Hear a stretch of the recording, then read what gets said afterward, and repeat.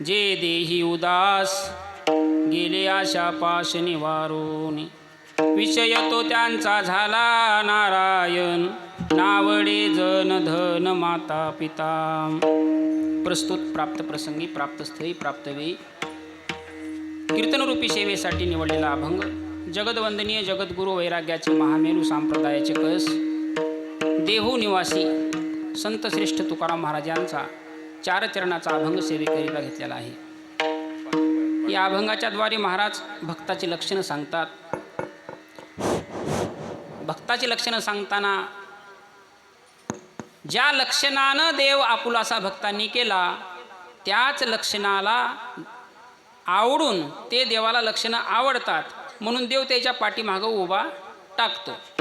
आणि अशा भक्ताच्या जीवनामध्ये जे काही कर्तव्य घडलं जे काही कर्तृत्व घडलं त्याला अनुसरून देव सहाय्य झाला तर चांगल्या कामासाठी सुद्धा आपणही सहाय्य झालं पाहिजे। जर चांगल्या कामामध्ये अडथळा आणला तर नरकाला जाण्याची भीती आहे असा सहज शब्दशः प्रगट अर्थ या अभंगाच्या द्वारे महाराजांनी आजच्या कीर्तनातून व्यक्त केलेला आहे। विठ्ठला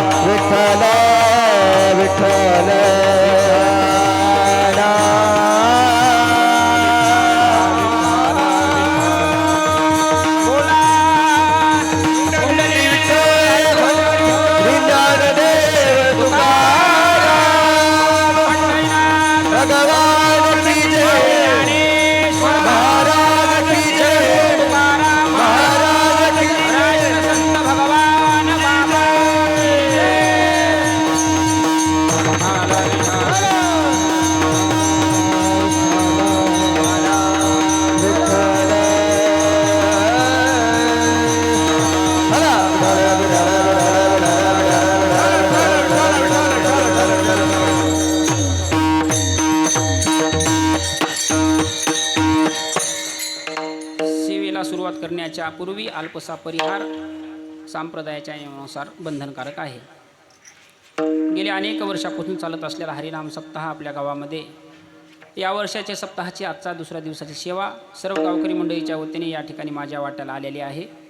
या सप्ताहासाठी उपस्थित सर्व गुणीजन गायक मंडळी ज्यांचा सध्या तर आणखीन काही परिचय नाही, गेल्या वर्षी आलता आणि गुणीजन सर्व गायक मंडळी तसेच त्यांना सोबत निवृत्ती महाराज चाटे आपले अनबोरीचे हे समजे बालकलाकार हे सोबतच आहेत का? निवृत्ती महाराज सोबत आहेत का? बरोबर, छान, चांगला आवाज आहे त्याचा। दुपारी मी शेतामधून ऐकू लागलो त्याचा हरिपाठ, छान आहे म्हणून लागले पोरं। हे सर्व गुणीजन गायक मंडळी इकडले चोपदार मामा, मृदंगाचार्य, विनेकरी बाबा, विनेकरी कुठे आहेत? तिकडं,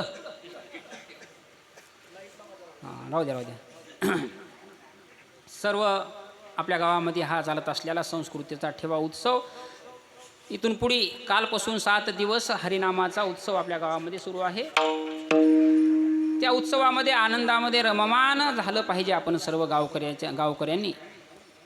नामस्मरणामध्ये रममान होणं, मनुष्य जीवनामध्ये येऊन नामस्मरण वाचेला आलंच पाहिजे आणि एका दिवशी ते नामस्मरण करता करता करता तल्लीनता आली पाहिजे। निरखीत निरखीत गेलिये पाहे तव तन्मय झालिये।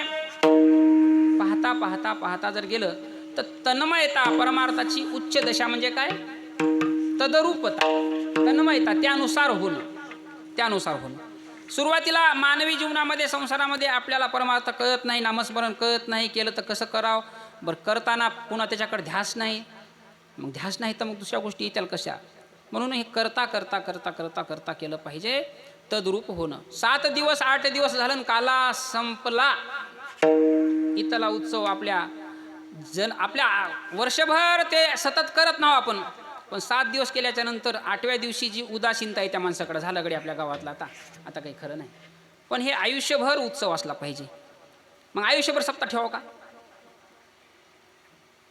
आयुष्यभर सालाला एकदा ठीक आहे, पण सालभर नाही ना. त्याच्यासाठी ते सालभर ध्यान लागावं म्हणून 7 दिवस प्रोसिजर कंप्लीट आहे. 7 दिवसाचा अभ्यास आहे आणि अभ्यास केला पाहिजे. अभ्यास असं जसं परीक्षेमध्ये पास व्हायला एका वर्गातून दुसऱ्या वर्गात जायला, दुसऱ्या वर्गातून पुढे जायला, नोकरीपर्यंत जायला अभ्यास महत्त्वाचा आहे. मानवी जीवनामध्ये आल्याच्या नंतर आपल्याकडेही अभ्यास महत्त्वाचा आहे.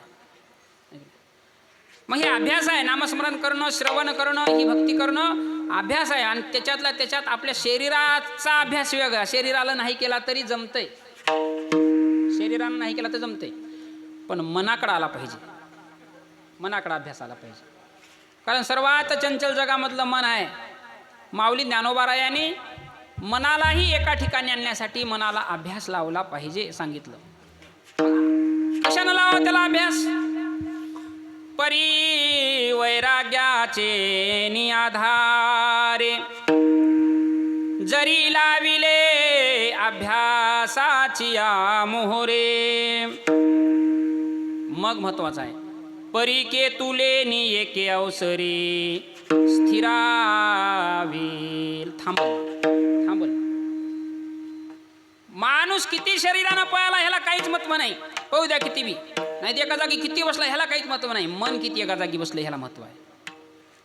आज कीर्तनामध्ये बसला आपण, कीर्तन शरीरानं करणं, कानानं करणं, समजानं करणं हे ठीक आहे. कानाचा श्रवणाचा अधिकार आहे. कानावर शब्द पडले की माणूस ऐकत आहे, पण त्या कीर्तनामध्ये मन किती बसलं हे महत्वाचं आहे. जोपर्यंत मन कीर्तनात बसत नाही तोपर्यंत जेवढं कर्म केलेलं, जेवढा परमार्थ केलेला निष्फळ आहे. चित्त नाही नामे तरी ते व्यर्थ, चित्त नाही नामे तरी ते व्यर्थ, चित्त नाही नामे तरी ते व्यर्थ, चित्त नाही नामे तरी ते व्यर्थ. त्रिवेणी संगमी नाना तीर्थे भ्रमे, चित्त नाही नामे तरी ते व्यर्थ, चित्त नाही नामे तरी ते व्यर्थ, चित्त नाही नामे तरी ते व्यर्थ. त्रिवेणी संगमी नाना तीर्थ भ्रमे, चित्त नाही नामे तरी ते व्यर्थ, चित्त नाही नामे तरी ते व्यर्थ, चित्त नाही नामे तरी ते व्यर्थ. चित्त नाही नामे, पण अंतकरण पंचकाचा चित्त ही 4था घटक आहे. अंतकरण, मन, बुद्धी, चित्त, अहंकार आहे की नाही. एखाद्यापेक्षा चित्ताकडे जमल, पण मन त्याच्यापेक्षा खराब आहे. मन त्याच्यापेक्षा खराब आहे. जगामध्ये 10 चंचल प्रकार सांगितले शास्त्रकारांनी, पण समजात जास्त चंचल कोण आहे? मन. मनाला माकडाची उपमा दिलेली आहे. मरकट रूपे मन चंचल, एकनाथ महाराज म्हणाले, त्यावरी असत्संग मदिरापान, काम वृच्छिके दंशिले जान, मग वर्तन यद्वा तद्वा. माकडाची उपमा दिल्या. मर्कटस्य सुरापानम तत्र वृश्चिक दंशनम तन्मध्ये भूत संचारो यद्वा तद्वा भविष्यती. मग त्याचं वर्तन आहे. मग त्या मनाकड आपल्याला मन इथं ठेवलं पाहिजे. आणि समर्थानं दासबोधात त्याचं वर्णन केलंय. आपल्या कथेला, आपल्या ऐकण्याला किंमत कधी? मन इथं ठेवलं तर. मन ठेवोनी ईश्वरी, जो कोणी हरिकथा करी, तोची या संसारी धन्य झाला. मन ठेवून ईश्वरी. म्हणून कितीही आपण ऐकलं, मोठमोठे कीर्तनकार आणून ऐकलं, गावावाल्यानं खूप पैसे दिले, कीर्तनकार खूप बोलले, त्यानं खूप सांगितलं काय कीर्तनकार होता, पण ऐकलंय काय आणि घेतलंय काय, आणि त्याच्यातले ते भरपूर पैसे घेऊन सांगायलेत तरी काय. आपल्या मनाकडे ते आलं पाहिजे. परमार्थ हे दुसऱ्यासाठीचं साधन नाही. परमार्थ हे स्वतःसाठी आहे. जो स्वय कष्टला तोची भला. जो दुसऱ्यावरी विश्वासला त्याचा कार्यभाग बुडाला. माऊलीनं खूप सोप्या पद्धतीने हरिपाठात त्याचं काम सांगितलंय. आता ते गुरुजीनं प्रमाण दिलं. त्रिवेणी संगमी नाना तीर्थे भ्रमी. खरंच आहे, माऊलीसारख्यांनी अगदी सोप्या भाषेत सांगितलं की तीर्थ व्रत हे करूच नका, असं मी नाही सांगितलं, करा करा, पण नामस्मरणाची आधी जोड द्या, श्रवण आधी करा. कारण तीर्थव्रत करण्यासाठी शरीर चांगलं सक्षम लागेल ना. मग हे समजा नाही एखाद्या वेळेस तीर्थव्रत केलं तर नामस्मरण जरी केलं तर तीर्थव्रत घडलेला पुण्य आहे, समध्या गोष्टी घडलेला पुण्य आहे, समध्या गोष्टी. हरिपाठात त्याचं उत्तर दिलंय. हरिवंश पुराण, हरिनाम संकीर्तन, हरिवीन सौजन्य तया नरा लादले आणि वैकुंठ आणि मग सकळी घडले तीर्थाटन आपोआपच नामस्मरण घडल्यावर. नामस्मरण घडल्यावर ज्या मनाकड आपल्याकडे इतकी चंचलता आहे ते मन एकदम इतर परमार्थात बसणार नाही. आणि माऊलीनं ठणठण सांगितलंय, मनोमार्गे गेला. मग मनाच्या मार्गाने गेल्यावर तिकडच आहे, पण तेच मन जर संताच्या संगतीनं लावलं तर, संताच्या संगती मनोमार्गे गती आकरावा श्रीपती येणे पंथी. संताच्या संगतीमध्ये त्या मनाला लावलं की ते मन आपल्याला आकर्षित होतंय, मन प्रसन्न होतंय, मन आपल्यावर कृपा करतंय. आणि मन कृपा केल्यावर मग मात्र आपण जे केलं ते फळाला येतंय. मन करारे प्रसन्न सर्व सिद्धीचे साधन मोक्षात वावंदन सुख समाधान इच्छाते. मन करारे प्रसन्न सर्व सिद्धीचे साधन मोक्षात वावंदन सुख समाधान इच्छाते. जगातल्या सर्व साधनामध्ये सर्व सिद्धीमध्ये सर्वात जास्त फायदा कवा, मन प्रसन्न असेल तर. मनच प्रसन्न जर नसेल तर इथं बसून काही अर्थ नाही. आणि ते मन आपल्या इथं ठेवायचंय, आपल्याला इथं ऐकायचंय. ऐकताना महाराजांनी आज जे अभंग आम्ही शिवेसाठी निवडलेला आहे त्याच्यात काही भक्ताचे लक्षण सांगितलेत. भक्ताचे ऐका. लक्षणं कुणाचे सांगाव. समवयस्क माणसानं समवयस्क माणसासंग जर बोललं तर चर्चा चांगली होऊ शकते, चर्चा चांगली होते. एक ज्ञानी माणूस आहे, एक पुढे अज्ञानी माणूस बसलाय, दोघांची चर्चा होऊ शकते का? नाही शकत. विद्वत्ता नाही. विद्वान माणसाची आणि ज्याला काही येत नाही त्याची चर्चा होऊ शकत नाही. ऐका. समतोलपणा ज्यानं जीवनामध्ये साधलाय आणि समतोलपणा साधल्याच्या नंतर त्यानं केलेलं जे वर्णन आहे, तुकाराम महाराजाचं वर्णन तुम्ही आम्ही करून काहीच अर्थ नाही. तुकाराम महाराजाचं वर्णन रामेश्वर भट्टानंच केलं पाहिजे, रामेश्वर भट्टानं केलं पाहिजे. तसं भक्ताचं लक्षण तुम्ही आम्ही आमच्या वाचन करण्यात काहीच अर्थ नाही. भक्ताचं लक्षण संताईनं केलं पाहिजे, संताईनं केलं पाहिजे. काय केलं भक्ताचं लक्षण? नेमकं भक्त तरी म्हणावं काय कुणाला? किम नाम भक्त. भक्त कायला म्हणावं? भक्त म्हणजे ज्यानं कधीच त्या गोष्टीपासून विभक्त नाही. कोणची गोष्ट? परमार्थ परपंच सोडून अहोरात्र पूर्ण ध्यानामध्ये परमार्थ आहे, परमार्थ आहे. जगामध्ये असे काही संत परंपरान भक्त होऊन गेलेत की जे परमार्थात कधीच दिसले नाहीत, पण परमार्थाशिवाय कधीच त्याचा क्षण गेला नाही, कधीच क्षण गेला नाही. असे भक्त मंडळी आहेत. श्रीमद भागवतामध्ये भक्ताचे 5 लक्षणं सांगितलेत. भक्ताचे 5 लक्षणं सांगितले. तर पहिलं लक्षण आहे, आता ह्याच्या आपल्या ह्याच्यात तुलना आपण करून घ्यायची. तुम्ही झालं, मी झालं, प्रत्येकानं भजनी मंडळी झालं, समजानं तुलना करायची की आपण ह्या एखाद्या गुणामध्ये बसताव का, एखाद्या लक्षणात बसताव का. भक्ताचे 5 लक्षणं श्रीमद भागवतामध्ये केलेत. पहिलं लक्षण आहे निरपेक्ष, मुनीर शांतम, निर्वैरम समदर्शिनाः, अनुव्रजामेहं नित्य सदा, उयेरेव इंद्रिभिरेणुभी. 5 लक्षण सांगितले. पहिलं लक्षण आहे निरपेक्षता. भक्त त्याला म्हणावं ज्यानं जीवनात मध्ये कुणाकडं काहीच मागलं नाही, देवाकडे सुद्धा मागलं.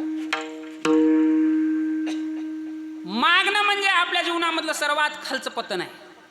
मागणं म्हणजे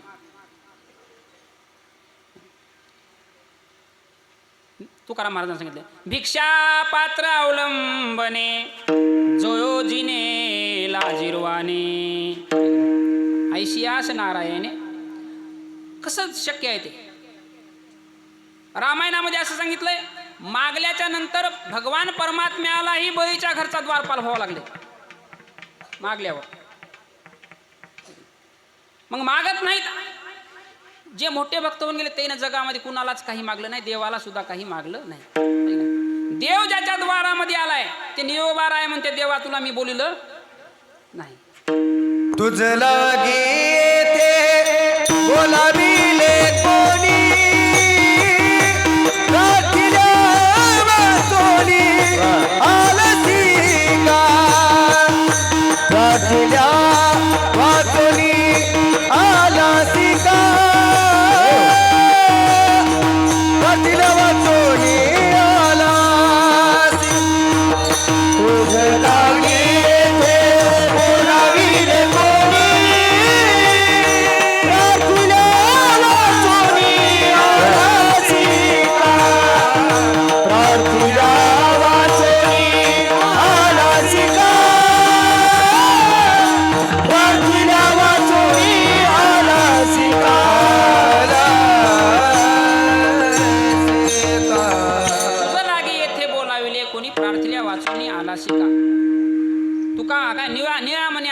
खोची देवा आणि तू कयाचा धावा करीत असे.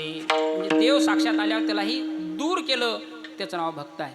त्या भक्ताचं लक्षण सांगताना पहिलं भागवतात लक्षण सांगितलंय निरपेक्ष. आणि गीताकारांनी भक्ताच्या लक्षणामध्ये अनपेक्ष, सुचिरदक्ष. अनपेक्ष म्हणजे निरपेक्ष, काही मागायचं नाही. उदासीन, गतव्यथा, सर्वारंभ परित्यागी, यो मद्भक्त समे प्रिया. देवाला आवडणारा भक्त. मग निरपेक्षता हे जीवनामध्ये ज्यानं अंगीकारलंय म्हणजे निरपेक्ष हे शब्द बोलण्यापुरता नाही. आणि तुम्हाला सांगू का, आदरणीय नारायण महाराज सांगतात, परमार्थाचं मुख्य नाक म्हणजे काय? निरपेक्षता. परमार्थाचं हे मुख्य नाक आहे की नाही? परमार्थाचे मुख्य बीक म्हणजे नाक. आपल्या परमार्थाचं मुख्य सूत्र काय? निरपेक्षता, त्याची नाशिक नाक. परमार्थाचं मुख्य आहे. आणि हे निरपेक्ष म्हणजे काही न मागणे. समर्थान दासबोधामध्ये दिले बघा, आमची प्रतिज्ञा ऐशी, काही न मागावे शिष्याशी, आमच्या मागे जगदीशाशी भजत जावे. भक्ताचं लक्षण आहे. समध्या भक्तामध्ये आपण जर हुडकून काढलं, भक्त चरित्र जर वाचलं, भक्ती विजय ग्रंथामध्ये अनेक भक्ताचं चरित्र कथन केलेलं आहे. तसं पाहिलं तर भक्तायला तुम्ही आपल्या आपल्या बुद्धीनं जातीमध्ये विभागणी केल्या. भक्तायला जातीमध्ये विभागणं बसले संतायला. खरं सांगा, जातीपातीच्या फार पलीकडे जाऊन बसलेत आणि आपण त्याला जातीमध्ये बसवायचा प्रयत्न करायला नाही. तसं प्रत्येक जातीमध्येच ते झालेत, पण जातीपुरतं त्याला मर्यादित ठेवायचं ही आपला दोष आहे. म्हणून निरपेक्षता हा गुण भक्तामध्ये आलाय. भक्ती विजय नावाच्या ग्रंथामध्ये निरपेक्षता कसली असली पाहिजे, निरपेक्षता कशाला म्हणावं? काही आटी न करिता, अयाचित अर्थ आला हाता, तोही हाता लागता, निरपेक्षता बुडाली. अयाचित म्हणजे न मागताना भेटल्यावर सुद्धा त्याला हात जर लावला तर निरपेक्षता बुडाली. अशा कॅटेगरीमधल्या भक्ताचं लक्षण सांगताना जगामधला पहिलं लक्षण आपण सांगालो. जगातलं पहिलं लक्षण सांगितले तुकाराम महाराजानं. ज्यानं जगाला भक्तीची वाट शिकल्या त्या भक्ताचं लक्षण सांगितलं. ज्यानं आयुष्यात कुणाकडं काहीच मागितलं नाही, प्रभू रामचंद्राकडं सुद्धा मागितलं नाही, त्या भक्ताचं नाव आहे हनुमंतराय. हनुमंतराय. आणि त्याला वाट विचारला तुकाराम महाराजानं, काय भक्तियाच्या वाटा मज दावाव्या सुभटा. भक्तीची वाट त्यानं सांगितली. त्यानं सांगितलं की बाबा मी माझ्या आयुष्यामध्ये जेवढं रामाचं काम केलंय तेवढं माझी ताकद नव्हती, रामानं माझ्याकडून करून घेतलंय. पण रामाला विचारलं, हनुमंताचं म्हणणं आहे तुमच्यामुळं काम समजा झालंय असं म्हणणं आहे. त्यावेळेस रामानं सांगितलं, ह्या जीवनामध्ये फक्त आणि फक्त हनुमंतच एक असा आहे की हनुमंतानं कशाचीच अपेक्षा केली नाही. कशाचीच अपेक्षा केली नाही. आणि आपण काहीच करायचं नाही, अपेक्षा मात्र भरपूर, अपेक्षा भरपूर आहे. साधं शनिवारी आणून नारळ फोडलं तर देवापाशी काही ना काही मागल्याशिवाय सोडणं आपण. भक्तीच्या नावानं तर शून्यता आहे. दासबोधात वर्णन केले, काहीच भक्ती केली नसता आणि इच्छिती प्रसन्नता, जैसे काहीच सेवा न करिता स्वामी समुशारा मागती. मागायची कोशिश आहे आपली, निरपेक्षता. हे भक्ताचं लक्षण सांगालो. अशा निरपेक्ष असणाऱ्या भक्तामध्ये तुम्हाला आम्हाला शंका येईल, बाबा मग असा एवढा निरपेक्ष असणारा भक्त तरी कोण? तर भक्ती विजय ग्रंथाकडे चला. भक्ती विजय ग्रंथामध्ये एक भक्त होऊन गेलाय कुंभार समाजामध्ये. कुंभार समाजामध्ये कोण आहे? विश्वनाथदा गोरा कुंभार माहित आहे. दुसरा एक कुंभार आहे, शाबास, राका कुंभार. राका कुंभार आहे. हां, आपल्याला त्याची माहिती नसेल. किती निरपेक्ष असत्या भक्ती करताना. भक्ती करताना मी हे 5 लक्षण सांगितले तुम्हाला, त्याच्यावर ध्यान द्या बरं. निरपेक्षता, मुनी होणं, शांतता, निर्वैर होणं आणि समदर्शिता. समदर्शिना म्हणजे हे माऊलीने सांगितलं तसं, समदृष्टी घेता समान श्री हरी शमदमा वैरी हरी झाला. हे समदृष्टिता म्हणजे समध्या जगामध्ये देव बघणं, ह्याला समदर्शिता म्हणून. असे तत्व असणारे राका कुंभार. कधीच माहीत नव्हतं आपण कुठं वारीला गेलो, कुठं काय केलो काय नाही. आहेत गुजरातचे. पुन्हा पुन्हा पुन्हा जसं जसं नामदेव महाराजाची भेट झाली तसं पंढरपूरला जाऊन राहिले.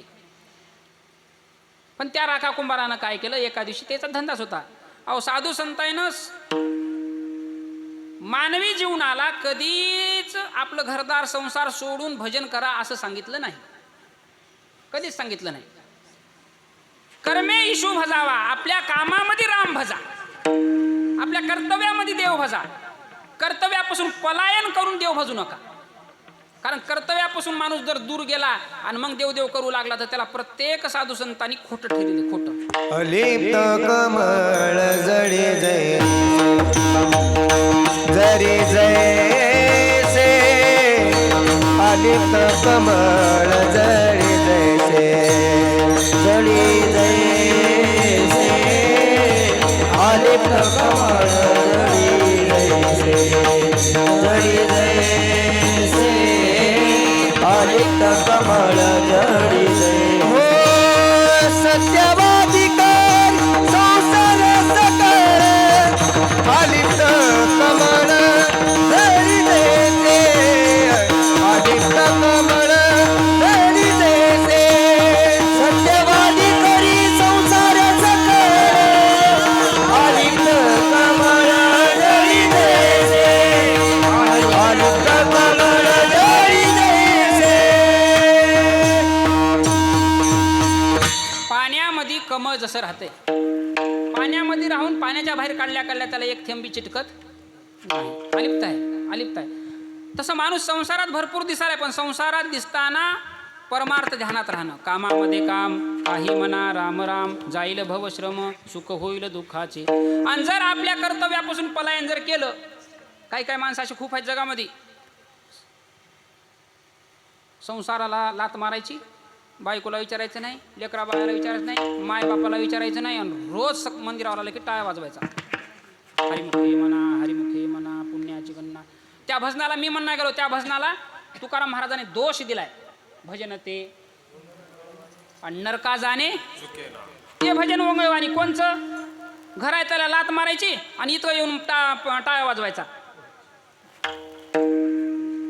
तुकाराम महाराजचा अभंग आहे. संसाराचा केला त्याग, जवराग नाही गेला, भजन ते ओंगवानी, नरका जाणे चुकेना. त्याला दुजोरा दिलाय समर्थाने, दुजोरा दिलाय. परमार्थ करा, पण परमार्थ करताना आपल्या कर्तव्याला लात मारू नका. जो प्रपंची प्रमाण तोच परमार्थ करील जाण, जो प्रपंची अप्रमाण त्याचा परमार्थ खोटा. प्रपंचाला लात मारून प्रपंचामधलं एकही कर्तव्य पार पाडायचं नाही आणि उठलं की सप्त्यामध्ये बरोबर जाऊन श्यामल व्हायचं, ते मान्यता नाही. आणि अशा भक्ताचं लक्षण घ्यायला तुकाराम महाराज काय येडे आहेत काय? भक्त ऐसे जाना जे देही उदास. उगा येडे आहेत का भक्त सांगायला? नाही. सांगितलंय भक्त गुजरातचा राका कुंभार सांगितलंय. तशी खूप आहेत, पण राका कुंभाराची एक भक्ती सांगतो. बाकीच्या भक्ताचं तुम्ही ऐकलंय, राका कुंभाराचं ऐकलं नसेल. काय ऐकलंय? राका कुंभार नावाचा भक्त आपल्या गाडगे मडके करायचा धंदा, पण गाडगे मडके करत असताना देवाकडे ध्यान. तुझे रूप चित्ती राहो मुखी तुझे नाम, देह प्रपंचाचा दास सुखे करो काम. पण ते काम करता करता करता अनावधानानं मी अनावधान हे शब्द का वाढलो, जाणून बुजून केलेलं पाप मस्तकावर बसतंय निवृत्ती महाराज, आणि अनावधानानं केलेलं पाप मस्तकावर बसत नाही, प्रायचित्तानं ते दग्ध होत असते. प्रायचित त्याला हे उत्तर आहे. अनावधानानं झालतं पाप त्याच्याकडून. काय झालतं? त्याच्या घरामध्ये मडके ठेवलेत. कुंभाराच्या घरात मडके राहत नाहीत का? मडके सावलीला ठेवावं लागतात. मडकं केल्यावर मडके सावलीला ठेवावं लागतात वाळण्यासाठी. उन्हात जमनात, उन्हात ठेवल्यावर त्याला ऊल पडते. घरात ठेवलेल्या मडक्यामध्ये कधी मांजर विली, घरातली मांजर त्या मडक्यामध्ये विली, तिथंच तिनं पिल्ले दिले. त्या मांजरीचे पिल्ले काय डोळे लवकर उघडत नाहीत. पण एका दिवशी ते मडके वाळले म्हणून दोघा नवरा बायकोनं ते मडके त्या आव्यामध्ये भरले. आवा भरला, वरून त्या आव्याला लिपलं, आवा पेटून दिला. 3 दिवस 3 रात्र आवा चालला. आता ते आवा कसला असतंय, आता कुठं आहेत आवे ना, आता कोण बघायला ना, आता कोणचा कुंभार करायला मडके. हां, ते तपल्याला हे झाल्यावर त्या आव्याच्या भोवती ती मांजर घिरट्या घालू लागली. प्राणी मात्राची संवेदना ज्याच्या जीवनामध्ये उतरली ते भक्त आहे. संवेदना आहे प्राणी मात्राची, माणसाची तर नाहीच पण प्राणी मात्राची. ते मांजर फिरू लागलं घिरट्या घालता घालता. त्यानं वय केलं राका कुंभारानं. त्या बायकोनं सांगितलं आपल्या घरामध्ये मांजर हिलती, पण पिल्ले कुठं मडक्यात राहिली काय आहे की. त्याच्या बायकोचं नाव आहे बांका आणि मुलीचं नाव आहे वंका. त्या बायकोनं सांगल्या त्यानं देवाची प्रार्थना केली. म्हणला काय मोठं पाप झालं माझ्याकडून. पाप नव्हतं, ते स्वतः केलं नव्हतं, पण देवाकडे प्रार्थना केली. देवा, आव्यातले पिल्ले जर वाचले तर मी इथून पुढे संसार सोडून देईल, संसार करणार नाही. वैराग्य आला हाताला. मांडी घातली, बसला, देवाचं ध्यान करू लागला. त्यानं बसला म्हणून बायको बी बसली. बायको बसली म्हणून बायकोनं संकल्प केला, नवऱ्यानं संसार सोडला तर मी बी सोडल. बायकोनं नवऱ्यानं म्हणल्यावर बायकोनं ठीक आहे हो, पोरीचं काही म्हणायची गरज नव्हती ना. पोरगी बी म्हणली बापानं संसार सोडला, माईनं संसार सोडला, तर मग मी बी संसार सोडून देईल पिल्ले जर वाचले तर. शुद्ध बीजा पोटी खैर साळ गोमटी, ऐक ना, मुखी अमृताची वाणी, देह देवाचे कारणी. ही परंपरा आहे, ही परंपरा आहे वारकऱ्याची, ही भक्ताची परंपरा आहे. बसल्यावर 3 दिवस आवाज थंड झाला, आणि थंड झाल्यावर ते आवाज खोलला. ह्याला साक्षात्कार म्हणावं, चमत्कार म्हणून आहे. साधू संतायला चमत्कारामध्ये गोवण्याची ताकद आपण करून आहे. चमत्कार आपल्या दृष्टीनं आपल्या बुद्धीनं आपण चमत्कार लावलाय. सहज आपण म्हणाला माऊलीने भिंत चललेली चमत्कार केला. चमत्कार त्याला काय मोठी गोष्ट आहे का? चमत्कार काय मोठी गोष्ट आहे का? पण साक्षात्कार आहे. कधी कधी तुमचे आमचे डोळे उघडण्यासाठी ते साक्षात्कार. ते पिल्ले जशाला तशी एक मडकं कच्च निघालं मधातून, त्याच मडक्यामध्ये ते पिल्ले निघाले बाहेर. आणि हेच तर खरी पद्धत आहे. बोले तैसा चाले त्याची,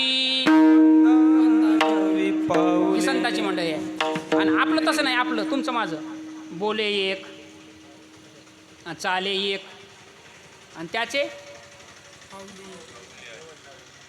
त्याचे पाहू नये मुख, ते तोंड बघू नका.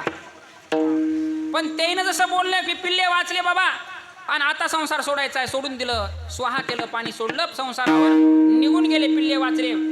बरं, निघून गेल्यावरचं तरी आचरण काय सांगितलंय? महिपती नावाच्या ग्रंथ कविकर्त्यानं त्याचं आचरण सांगितलं ग्रंथामध्ये.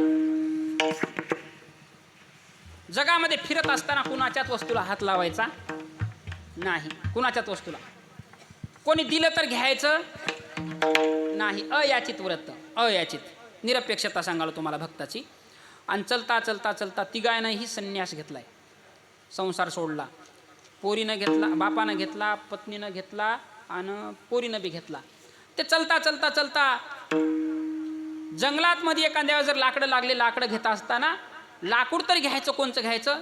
एका ठिकाणी झाडाचं तुटलेलं वाळलेलं लाकूड एकच असेल तर घ्यायचं, हात लावायचा. 2 असेल तर घ्यायचे नाही.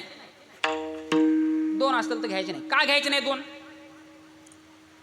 त्याचं म्हणणं 2 जर ठेवले असतील तर कुणा तरी ठेवले असतील म्हणून घ्यायचं नाही, एक असेल तर घ्यायचं.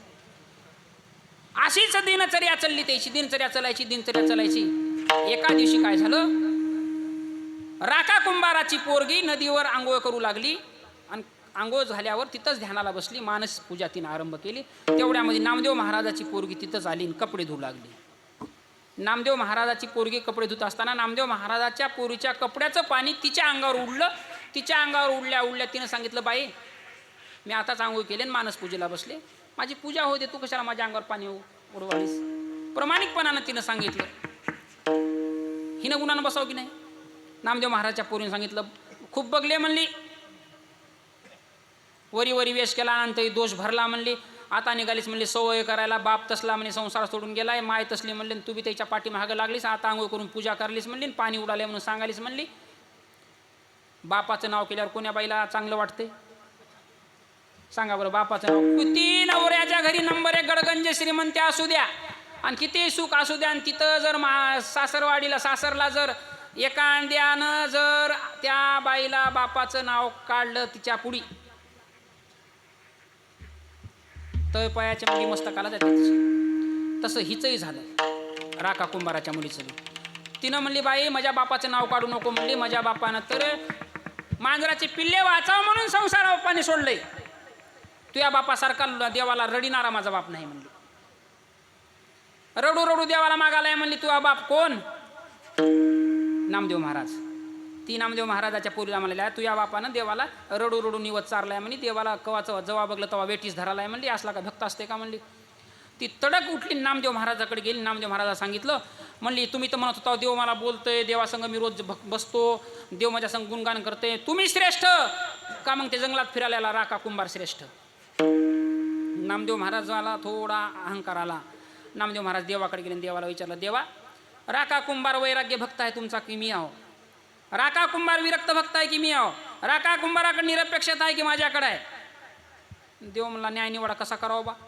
नामदेवा श्रेष्ठ भक्त तू आहेस, पण राका कुंभारासारखा विरक्त महात्मा आणि विरक्त भक्त मी जगात बघला नाही. नामदेव महाराज म्हणले, तोंड फावून विचार करायला म्हणले तुम्ही. म्हणले परीक्षा घे. परीक्षा घ्यायसाठी रुक्मिणी आईसाहेबाला सोबत घेतले. नामदेव महाराज सोबत गेले. रुक्मिणी आईसाहेबांना आपल्या हातामधलं स्वर्ण कंकण काढलं. स्वर्ण कंकण कुणं काढलं? रुक्मिणीनं. रुक्मिणी म्हणजे लक्ष्मीचं रूप आहे. जगामध्ये लक्ष्मीच्या पाठीमागं समजेत आणि तिच्या हातात स्वर्ण कंकण कसलं असेल ते काढलं आणि तिनं वाटेवर फेकलं. कुठल्या जंगलामधल्या ते जाऊ लागले, त्याच्या वाटेने ठेवलं. ठेवल्या राका कुंभाराचं दर्शन झालं. राका कुंभारानं ते कंकण पाहिलं आणि त्याच्यावर हळूच माती ढकलली. माती का ढकलली? यदा कदाचित एवढं चांगलं कंकण बघलं मी तरी विरक्त आहे, मी त्याला हात लावणार नाही, पण जर हे माझ्या बायकोनं बघलं तर. माती ढकलता मागून येणारी बायको म्हणाली, मी आधीच बघलंय म्हणली, माती ढकलू नका, काय बंद नाही. ते नवरा म्हणला, तुझ्यासाठी नाही ग, पण पोरगी जर बिघडली तर, पोरीचं जर मन गेलं तर. मागून पोरीनं पाहिलं. पोरगी म्हणली, बाबा असले जगातले 1000 कंकण माझ्यापाशी येऊ द्या, पण माझं चित्त ढळत नाही.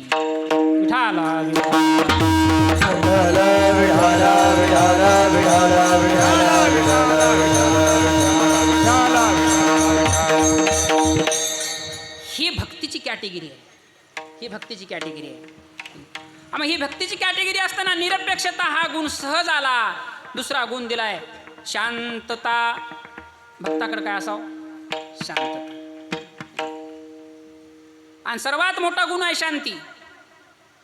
भक्ती केल्यानं, परमार्थ केल्यानं आपल्याला काय भेटल, गडगंज श्रीमंती भेटल ह्याच्यासाठी अपेक्षाच कोणी करू नका. ज्या तुकाराम महाराजांनी सांगितलंय, रात्रंदिवस आम्हा युद्धाचा प्रसंग. आपल्या हृदयामध्ये रोज युद्ध आहे, काम क्रोध अधिक मत्सराचं. पण असल्या रोजच्या युद्धाच्या व्यवहारामध्ये ज्या दिवशी समाधान कधी येईल त्या दिवशी आमच्या घरामध्ये शांतीचा प्रवेश होईल. शांती जर प्रवेश आली तर त्या दिवशी खरंच आपल्याकडं समाधान आहे, त्या दिवशी आनंद आहे.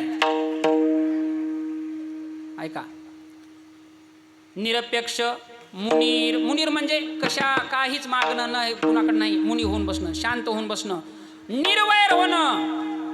निर्वैर होणं म्हणजे कुणासंगच मत्सर नाही, कुणाची असूया नाही, कुणाचा तिरस्कार नाही, कुणासंग भांडण नाही, तंटा नाही, काहीच निर्वैर भावे आणि सर्व भूतासवे तुकाराम महाराज म्हणतात भक्ती करताना. आणि पाचवी गोष्ट आहे, पाचवं लक्षण समदर्शिता. हा जे जे भेटे भूत ते ते मानिजे भगवंत, हा भक्तियोग जाण निश्चित माझा. जे पाच लक्षणं ज्या भक्तामध्ये आहेत अशा भक्ताचं लक्षण नुसतं सांगितलं नाही. भक्त ऐसे कैसे ते आता सांगितले तैसे. भक्त ऐसे जाना. दुसरं एक लक्षण सांगितलंय, काय तोडून गेलेत. हा सांगा बरं मला, ह्या जगामध्ये तुम्ही असल मी असल प्रत्येक जण असल कशात गुरपटलाय. कशात. सर्व सुखाची आशा जन्म गेला, सर्व सुखाची आशा जन्म गेला, क्षण एक मुक्ती यज्ञ नाही केला, क्षण एक मुक्ती यज्ञ नाही केला, विडता दिशा शिन पावला, विडता दिशा शिन पावला, माया वेशीला जीव माझा, माझे सहितने नदी कोणी, माझे सहितने नदी कोणी, विडता दिशा शिन पावला, माझे सहितने नदी कोणी, माझे सहितने नदी कोणी.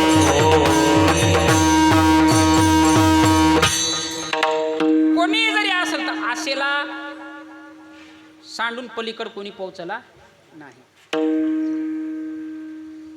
आशा उपजली अनंताशी, नीच वामनत्व आले त्याशी, आशेने रंक केले देवाशी, कथा इतराची काय. जो सर्व जगाचा नित्यदाता श्रीमद भागवत सांगाले, तो आशेने केला भिके सवता, तो वैर्याच्या दारी झाला मागता, द्वार पाळता तेने आली. द्वार पाळून बसवावं लागलं. आशा आहे. आता ह्या आशेतून कोण सुटलंय. रामायणामध्ये 7 पाश सांगितले. 7 पाश. किती पाश. 7. ह्याच्यात सर्वात भारी पाश कोणचा. आशा पाश. पहिला पाश आहे काळ पाश. काळ पाश. काळाच्या समजा बंधनात हवा, आपण काळापासून कोणी सुटला नाही. दुसरा आहे कर्मपाश. कर्माचं बंधन आहे. आपण जसे कर्म केलो ते फिरून आपल्याकडे येत असतात. जसे केलो तसे येतच असतात. हे सिद्धांत आहे. कर्मापासून कोणी पळाला नाही. भले भले नाही. कृष्णालाही कर्म भोगावं लागले, दशरथाला कर्म भोगावं लागले, रामाला कर्म भोगावं लागले. आपल्यासारख्याला कर्म चुकलच का. चुकल का आपल्याला. नाही. एक चूक जरी आपल्याकडून केली तर त्या चुकीचं प्रायश्चित घडावं लागते. ती चूक म्हणून आपल्याकडे कर्म म्हणून उभा टाकते. मला काय म्हणायचंय, महाभारतामध्ये एक सती, एक पतिव्रता भर सभेमध्ये आणली आणि भर सभेमध्ये आणल्याच्या नंतर मोठे मोठ्यानं डोळे लावून घेतले. मोठमोठे होते ते समजायनं. प्रत्येकाला त्याचा बदला भेटला. प्रत्येकाला त्याचं परतफेड करावं लागली. ऐका, दुर्योधनानं द्रौपदीकडे पाहिल्यावर आपल्या उजव्या मांडीवर थाप मारली होती. उजव्या मांडीवर. मला तुम्हाला विचारायचा प्रश्न, दुर्योधनाचा शेवट होत असताना दुर्योधनाला कुठं मारावं लागलं. मांडीवर. दुर्योधनाचं बाकीचं सर्व अंग लोखंडाचं झालं होतं. वज्रदेही झालं होतं माईच्या पाहण्यानं. आहे की नाही. पण फक्त मांडी कच्ची होती. एक दुर्योधनाचं तसं झालं. एकलव्य अर्जुनापेक्षा श्रेष्ठ ठरू नाही. एकलव्य अर्जुनापेक्षा श्रेष्ठ ठरू नाही म्हणून द्रोणाचार्यानं एकलव्याचा अंगठा मागला. वरदक्षिणा आपला काय गुरुदक्षिणा म्हणून अंगठा मागला. त्याच्या समर्पण भाव होता गुरुबद्दल. एकलव्यानं अंगठा काहीच मनात शंका न आणता देऊन टाकला. केवढा अंगठा. अंगठा केवढा. वस्तूचा आकार बघा अंगठ्याचा. कर्म चुकलं नाही द्रोणाचार्याला. कर्म चुकलं नाही. ह्याच्यापेक्षा 100 पट डोकं ह्याच्यापेक्षा श्रेष्ठ काय अंगठ्यापेक्षा. द्रोणाचार्याचा शेवट होताना काय द्यावा लागलं. शेवट होताना कुणं मारलं? दृष्टद्युम्न नावाच्या सेनापतीनं. दृष्टद्युम्न एकलव्याचा अंगठा घेतला, त्याच्याबद्दल 100 पट मोठं डोकं दिलं. बुद्धीमध्ये श्रेष्ठ आहे, ब्राह्मण म्हणते ह्या शरीरामध्ये डोक्याला, तर ते सुद्धा द्यावं लागलं. हे कर्माचा दोष आहे म्हणून कर्मपाश, काय पाश, कर्मपाश, धर्मपाश, ब्रह्मपाश, 4 पाश. 5वा पास आहे देहपाश, मोहपाश, ममता आहे की नाही, मायापाश, आणि 7वा आहे जन्मपाश. ह्याच्यामध्ये सर्वात श्रेष्ठ आणि सर्वांमध्ये अवघड जे कधीच कुणाला जमलं नाही असं म्हणजे आशापाश. आशेच्या पलीकडे साधारण माणसाची तुम्हाला गोष्ट सांगणार, जगाचा मालक असताना, स्वतः लक्ष्मी असतानाही जगामध्ये सोन्याचं हरण नसतंय हे सीतेला माहीत होतं का नव्हतं? तरी बी मला हरणाची, कातड्याची, सोन्याची चोळी असं शंका वाटली. माहीत होतं जगामध्ये ब्रह्मदेवानं हरण सोन्याचं केलं नाही हे रामाला माहीत होतं की नाही? रामालाही माहीत होतं, पण स्त्री हट्टपुरीला जावं लागलं, मागं जावं लागलं. आशेच्या पलीकडे गेले नाही. ही आशा बरोबर दुःखाला कारणीभूत आहे, पण त्याही आशेला पलीकड साधू संत आहे ना. तुका म्हणे आम्ही देवाहुनी बळी, आणि पुढी सांगालीत राहिलो निराई सांडूनी आशा. आशेला पलीकडे जाऊन आम्ही सोडून दिलंय. देवापेक्षा आम्ही श्रेष्ठ आहोत तुकाराम महाराज म्हणायत. काही गोष्टी देव आमच्यापेक्षा श्रेष्ठ आहे, पण आम्ही देवापेक्षा ह्या गोष्टीमध्ये पुढे आहोत, आहे की नाही? तसं तुकाराम महाराजांनाच भक्ताचं लक्षण सांगितताना ह्या आशेच्या पार पलीकडे निघून गेलेल्या संताचं लक्षण अभंगाच्या पहिल्या चरणी. भक्त ऐसे जाण जे देही उदास, भक्त ऐसे जाण जे देही उदास, भक्त ऐसे जाण जे देही उदास, भक्त ऐसे जाण जे देही उदास, भक्त ऐसे जाणा जे देही उदास,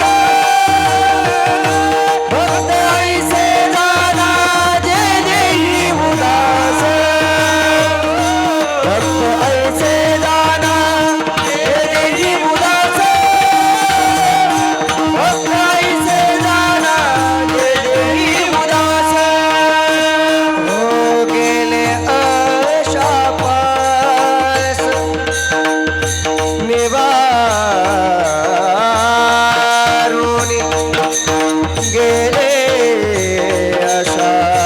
हो गेले अशापास निवारुनी, गेले अशापास निवारुनी,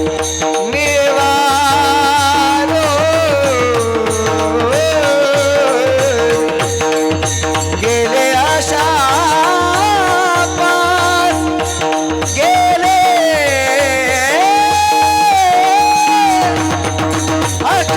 अशापास, गेले अशापास निवारोनी, गेले अशापास निवारोनी, विषय तो त्यात झाला नारायण, विषय तो त्यात झाला नारायण, विषय तो त्यात झाला नारायण, विषय तो त्यात झाला नारायण. भक्त ऐसे जाना जे देही उदासीन आहे. आणि परमार्थामध्ये सार गोष्ट काय? उदासीनता. उदासीनता तत्वता सार आहे आणि सदा सर्वदा मोकळी वृत्ती राहे. उदासीनता असला पाहिजे. पण ही उदासीनता नाही बरं. घरामध्ये बायको संग भांडणं झाले आणि माणूस उदास झाला आणि घरदार सोडून गेला, ती उदासीनता नाही. कशाचीच काहीच लवलेश नसणं, अपेक्षा नसणं. ब्रह्मानंदे लागली टाळी, कोण देहाते सांभाळ, असा नाही तर उगा आशेमध्ये गुंतल्यावर बरेच जण आहेत. अंगावर भगवं पांघरलं आणि एखाद्या ठिकाणी साधू होऊन बसला आणि देवदेव करू लागला, पण पूर्ण लक्ष कशावर?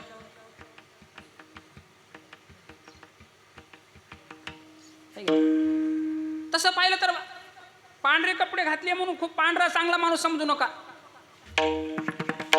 बगळा असते बगळा, ते बगळा बसते नदीवर आणि ते नदीवर बसल्यावर आहे की नाही, बगळा शास्त्रकारांनी कोण्या ध्यानाला सर्वश्रेष्ठ ध्यान समजले? हा, कोणतं ध्यान? बक ध्यान. बक ध्यान हे सर्वात श्रेष्ठ ध्यान आहे. तिकडे घ्या बक ध्यान. ते बग आहे की नाही, ध्यान जर लागू लागला तर ते माशायलाही वाटते म्हण कोणचा महाराज आलाय की काय करतोय की किती मोठा माणूस आहे की नाही. पण ते इतकं ध्यानात असतं, इतकं ध्यानात असतं आणि त्याची नजर अशी असते की मासा कुठे येतंय कुठे येतंय कुठे येतं कव्हा हाडपून निघून जातंय. असला भक्त नाही बरं, असला भक्त नाही. नाही तर काय होतंय, एक साधू बाबा उगा अंगावर भगवं परिधान केला, गावाच्या बाहेर राहिला.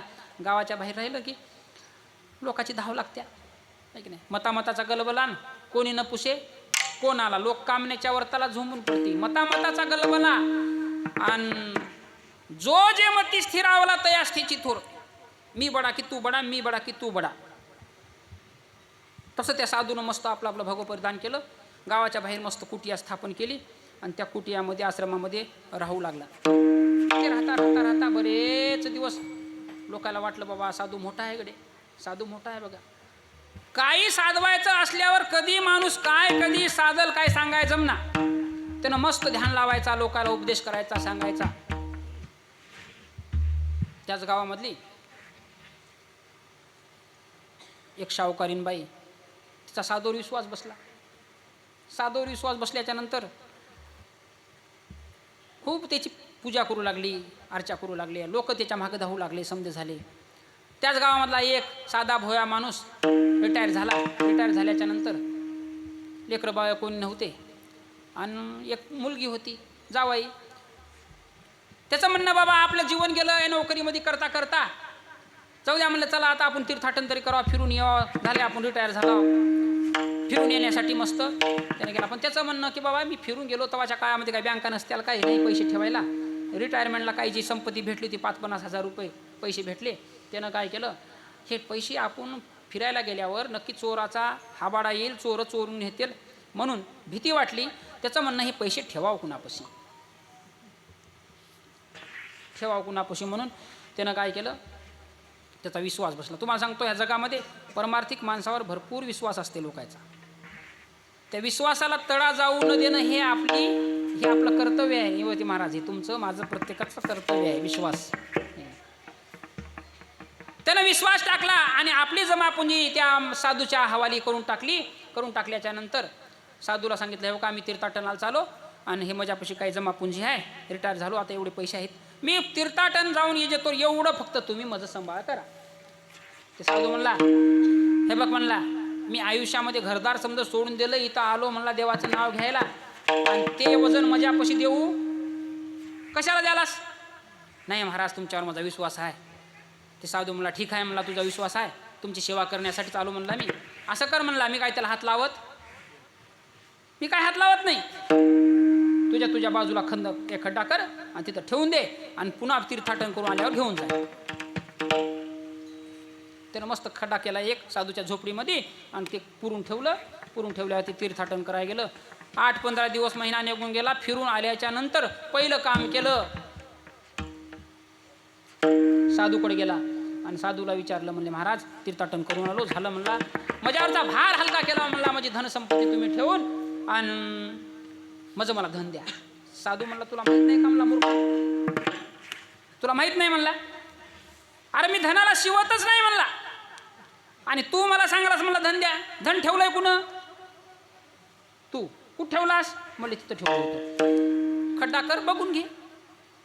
त्यानं खड्डा केला, कशाचं धन आलंय केलं. त्यानं म्हणला, नाही हो म्हणला मी इथंच ठेवलं होतं. त्यानं म्हणला, मूर्ख आहेस तू, धनाला पायले असतात म्हणला, धनाला पायले असतात म्हणला, ऐक नाही, आजचा रुपया उद्या राहत नाही. आणि ते पळाला असेल मला कोणीकडे, ते दुसरीकडे बघ. ते खड्डा खून लागलं, कुठंच निघणार. त्याला पक्क ठरलं, ह्यानं आपल्याला भोंदूगिरी केली म्हणला, आपलं गेलं म्हणला. बाहेर नाराज होऊन आलं, लढू लागलं होतं. तेवढ्यामध्ये त्या महाराजाची शिष्या ती बाई शाहूकारीन भेटली आणि ती भेटल्यावर म्हणले, काय झालं हो गुरुजी, तुम्ही लयच चेहरा पडलाय तुमचा, त्याला समद कथन त्या बाईला त्यानं सांगितलं, असं असं झालं म्हणलं, मला फसलं म्हणलं ह्यानं.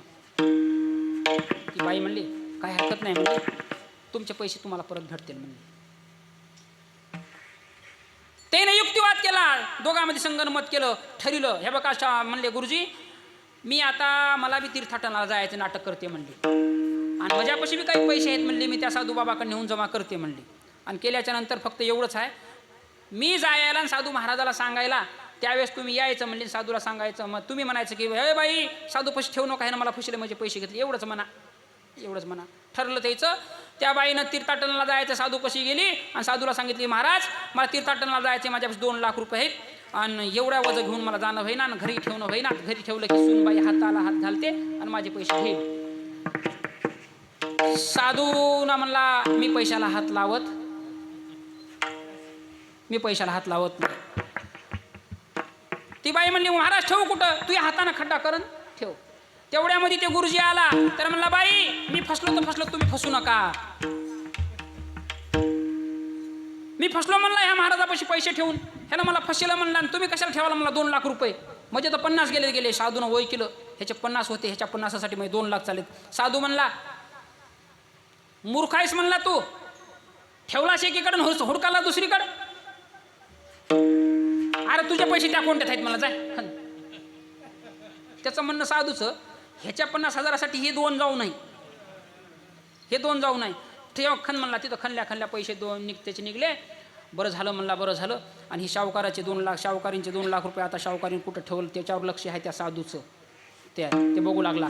तेवढ्यामध्ये घरून ते नौकराला शाहूकारीन बाईचा, आणि म्हणले शाहूकारीन बाई, आणि तुमच्या माहेरला अशी वाईट घटना घडली आणि आम्हाला आताच निरोप आलाय आणि तुम्ही तीर्थाटनाला जाऊ नका म्हणून सांगितलंय. म्हणल्या शाहूकारीन म्हणली बरं जाऊ द्या म्हणली, आता महाराज मी काय तीर्थाटन कॅन्सल केलंय म्हणली. आणि ही शाहूकारीन बी गेली आणि गुरुजी बी गेले. साधू बसू लागला, ध्यान करू लागला. साधूचे 2 शिष्य ख ख ख ख हसले आणि साधूला म्हणू लागले, म्हणले महाराज. ते हसले. साधू म्हणले काऊन हसला रे. साधू म्हणले, ते शिष्य म्हणू लागले, म्हणले महाराज हसला व्हायच्यासाठी वो भी गया आणि ये भी गया,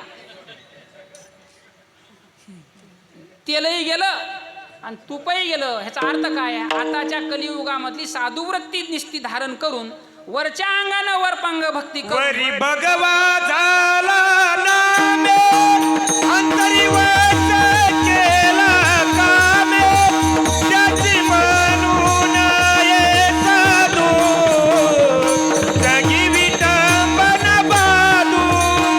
वरी भगवा झाला नामे, अंतरी वास केला कामे, त्याची म्हणून ये साधू, जगी विटंबन बाधू. वरी भगवा झाला नामे. वरून समर्थाना त्याला असं एक उजरा दिलाय. वरी वेश केला, आंतरी दोष भरला, त्या दोषाच्या धनाला आत्मज्ञान पाहिजे. वरी चांगलं राहू नका असं साधू संतांना कधी सांगितलं नाही. वरी चांगले आमचे लेकरं म्हणतात बघा, आपले समधे हे पारडीचे बोधडीचे समधे आहेत की नाही, बालभक्ती बैठकीत बसणार काय, कोण्या लेकराला विचारलं नाही. वरी चांगले आंतरी गोड आहे, तया लागे कोणी तरी शोधित आहे. वरी चांगले आंतरी गोड नाही, तया मानवाचे जिने व्यर्थ पाही. वरून तरी चांगलं असलं पाहिजे आणि आतूनही चातुर्यता उत्पन्न झाली पाहिजे. काय संसारामध्ये रममान असणं, पण अखंड ज्याचा कसं असतंय, एखाद्या माणसाचा विषय जर एक झाला विषय, तर त्या विषयासारखा माणूस तद्रूप होत असते. विषयासारखा संसारिक माणसाचा विषय संसार झाल्यामुळं त्याच्या जागृतीमध्येही संसार आठवतो आणि त्याच्या स्वप्न अवस्थेतही संसार आठवतो. जागृतीत ज्याचा व्यापार आहे त्याला स्वप्नातही संसाराचं स्वप्न पडणार आहेत. तसं ज्याचा परमार्थ, उगं सांगतो तुम्हाला छोटं उदाहरण, आपण झोपल्याच्या नंतर आपल्याला स्वप्न कशाचे पडतात, उगं खरं सांगा. मी कुठंतरी कीर्तनात बसलो, कीर्तन ऐकालो, एखादी दृष्टांत ऐकालो, हा बैठकीतल्या बायाला विचारतो, कधीतरी स्वप्न पडलंय का? नामस्मरण करायला कुठंतरी बैठकीत बसलो. हे खरं आहे. आणि ज्याला एखाद्याला जर पडलं असेल ते तर समजायचंय आपली परमार्थाची दिशा उत्तरोत्तर वाढीला लागल्या, उत्तरोत्तर वाढीला लागल्या. आणि जर पडलं नसेल तर समजायचं आपण लई खाली आहो, लई खाली आहो. ऐक नाही, तुकाराम महाराजाला पडलं होतं म्हणून तुकाराम महाराज काय म्हणत आहे का तुम्हाला पाठ? जागृती स्वप्नी पांडुरंग, पांडुरंग ध्यानी पांडुरंग मनी, जागृती स्वप्नी पांडुरंग. का तर त्याचा विषय नारायण झालता. विषय तो त्यांचा झाला नारायण, विषय तो त्यांचा झाला नारायण, विषय तो त्यांचा झाला नारायण, विषय तो त्यांचा झाला नारायण, विषय तो त्यांचा झाला नारायण, विषय तो त्यांचा झाला नारायण, विषय तो त्यांचा झाला नारायण, विषय तो त्यांचा झाला नारायण. नावडे जनधन माता पिता, नावडे जनधन माता पिता, नावडे जनधन माता पिता, विषय तो त्यांचा झाला नारायण, विषय तो त्यांचा झाला नारायण, विषय तो त्यांचा झाला नारायण, विषय तो त्यांचा झाला नारायण. माता पिता, नावडे जनधन माता पिता, नावडे जनधन माता पिता, विषय तो त्यांचा झाला नारायण, विषय तो त्यांचा झाला नारायण, विषय तो त्यांचा झाला नारायण, विषय तो त्यांचा झाला नारायण, पार कुमार हरि गोपाल कुमार, जय जय विठो हरि गोपाल कुमार, पार कुमार गोपाल कुमार, गोपाल कुमार, गोपाल कुमार, गोपाल कुमार, गोपाल कुमार, गोपाल कुमार, गोपाल कुमार,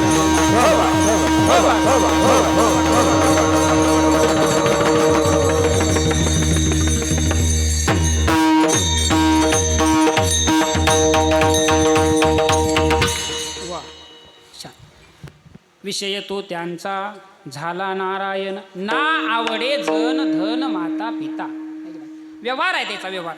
मला काय म्हणायचंय, आपण लक्ष्मण शक्तीचे कार्यक्रम ठेवतो रामायणामध्ये. एका भक्ताचं लक्षण सांगितलंय.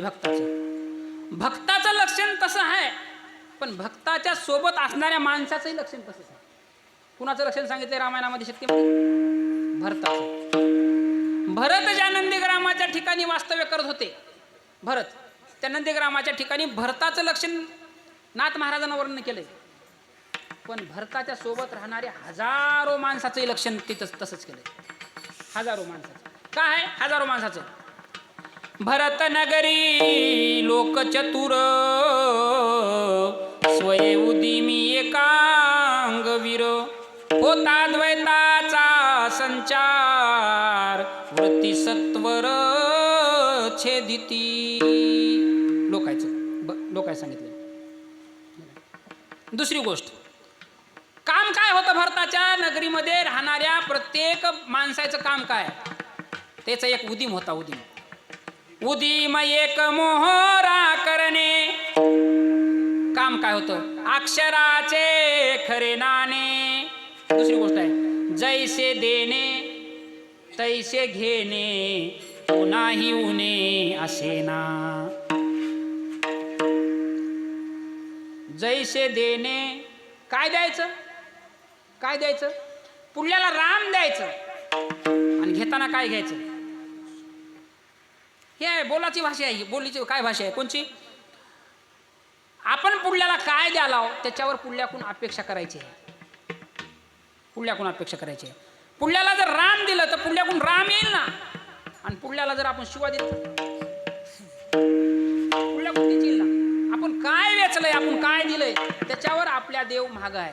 आपण दिलंच काही नाही तर अपेक्षा तरी कशाची करावं. काहीतरी द्यावं लागेल. मला काय म्हणायचंय, खूप मोठा दृष्टांत आहे. एकच फाटकी चिंदी दिली बांधायला देवाच्या अंगठ्याला, तर प्राप्ती काय झाली, देवत वस्त्र होऊन बसला, देवत वस्त्र झाला. दुसरी एक गोष्ट अशी आहे, द्रौपदीच्या काळामध्ये घडलेली. द्रौपदी एका राजाची मुलगी आहे. राजाची, द्रुपद राजाची मुलगी आहे. एका दिवशी बापाच्या घरी असताना कुमार वयामध्ये द्रौपदीनं सहज एका दिवशी पर्वकाळ आला. पर्वकाळ, आता पर्वकाळ आहेत बघा. आता आपल्या कुंभमेळ्यामध्ये पर्वकाळ आहेत. त्याच्यामध्ये आपण गंगा स्नानाला जातो. महाशिवरात्रीच्या दिवशी पर्वकाळ आहे. कालची मौनी अमावस्या होती, ती पर्वकाळ आहे. पर्वकाळाच्या दिवशी गंगेला स्नानाला गेली द्रौपदी. गंगेला स्नानाला गेल्याच्या नंतर एक साधू महात्मा गंगेमध्ये स्नान करू लागला. गंगेमध्ये स्नान करताना साधूच्या अंगावर कपडे नव्हते. स्नान करताना ते द्रौपदी आपल्या सख्या संघ समध्या मैत्रिणीसोबत आंघोळीला गेल्यावर द्रौपदीला वाटलं, बा एवढा मोठा साधू इथं स्नान करायलाय, आपण कशाला ह्या घाटावर स्नान करावं, आपण वरी जावं. दुसरीकडे वरच्या घाटावर त्या समध्या मैत्रिणी गेल्या. मैत्रिणी वरच्या घाटाला गेल्याच्या नंतर स्नान चालू केलं. त्यानं स्नान चालू केल्यावर ते दृश्य दिसायचं. साधू महात्मा खाली स्नान करायलाय, अंगावर कपडे नव्हते. खूप वेळ झालं त्यानं त्या गंगेमध्ये आहे. पण त्याचं म्हणणं, आपल्या अंगावर कपडे नाहीत आणि वरी मुली आंघोळ करायल्यात, आपण असं कसं वरी जावं, उघड्या अंगानं आपण वरी कसं जावं. लाजला साधू महात्मा. आणि हे चटकून द्रौपदीच्या लक्षामध्ये आलं. द्रौपदीच्या लक्षामध्ये आल्याच्या नंतर द्रौपदीनं काय केलं, ती वरच्या घाटावर आंघोळ करत असताना तिनं हळूच आपल्या साडीचा एक पदर फाडला आणि त्या धारेमध्ये सोडला. साधूला लक्षात आलं की ना आपल्याला अंग झाकायसाठी पदर सोडलाय, म्हणून ते फाटलेला पदर साधूच्या दिशेनं आला. त्या साधूनं ते साडीचा पदर घेतला, आपल्या अंगाला गुंडाळला आणि वरी साधू महात्मा निघून गेला. जाता जाता द्रौपदीला सांगितला, तू एका साधूची इज्जत झाकलीस, देव तुझी इज्जत झाकणार आहे. जैसे देणे तैसे घेणे, कोणाही उणे असेना. ऐका, आपण म्हणतो द्रौपदीच्या पाठीमागे साड्या पुरवायला आला. द्रौपदीच्या घरी दुर्वासासारखा महात्मा जेवायला अर्ध्या रात्री गेल्यावरही अन्न नव्हतं, पण अन्न तयार करणारा मुख्य तिथं पोहोचला भगवान कृष्ण. देव पाठीमागं उभा टाकतंय. कितीही संकट पडू द्या, त्या भक्ताच्या पाठीमागं देव उभा टाकल्याशिवाय राहत नाही. अभंगाच्या 3ऱ्या चरणात निर्वाणी गोविंद